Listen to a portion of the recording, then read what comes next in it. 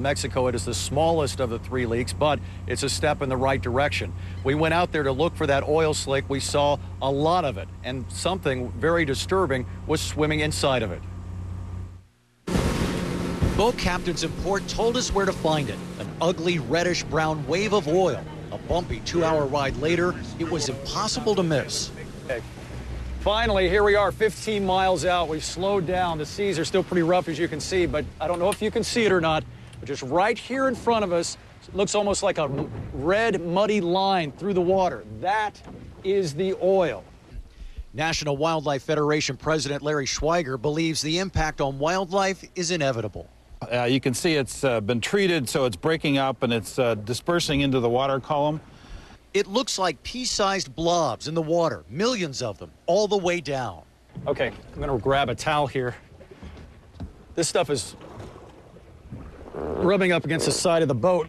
Oh. There it is. That's what's in the water. That's sticking to the side of the boat right there. If this is doing this to the boat, what is it going to do to anything that lives in this water? It's going to be very, very hard on the fish and shellfish.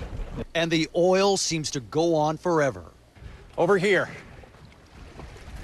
as far as the eye can see, there is like a red line of that oil going right across the Gulf of Mexico. It is endless. And as bad as it looked, it was about to get worse. This is something we didn't expect to see. This is a sea turtle. It's right here in the water. It's right near the top. It's swimming right in the middle of all that oily mess out there. We're going to try and get as close as we can. And he's having trouble. That's why he's doing that. He should not be doing it. Clearly in distress. The turtle has to come up for air. The turtle's coming up for air, and when it does, it's gulping the surface and it's picking up that oil that's floating on the surface. So it's taking it into its body. So it's taking it into its body, and of course, if you're drinking oil, it's not good for the digestive system. So he's in distress. It seemed to be having breathing problems. After a few moments, it disappeared into the reddish, oily muck. Okay, we're about to take off. Didn't want to leave without getting a souvenir. There it is, the Gulf of Mexico oil spill. That's just one leading band of it. You can see how it's floating to the top and how nasty it is. And all of this is going that way, back towards shore.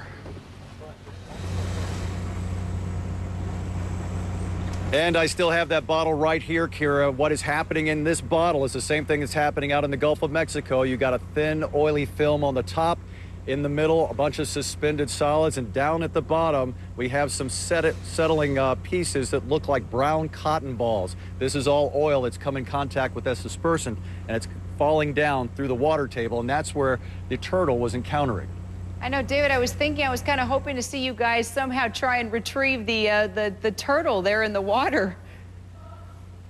Well, these turtles are protected, so we might have been doing more harm than good if we had attempted to do that. We found out today the National Wildlife Federation has identified that that was probably a loggerhead turtle. It is a threatened species, not an endangered species. There was some concern at the time that it might be a Kemp's Ridley turtle, and they are in this part of the Gulf. They are an endangered species, but possibly a loggerhead, but it was out of our area of expertise. Well, it definitely puts everything into perspective. David Mattingly, thanks so much.